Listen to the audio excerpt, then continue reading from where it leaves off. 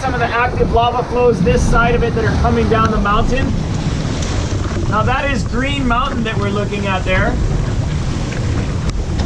So the volcanic eruption of the 1960s covered the area of Kapoho in the town of Kapoho that is no longer here, basically at the foot of that mountain.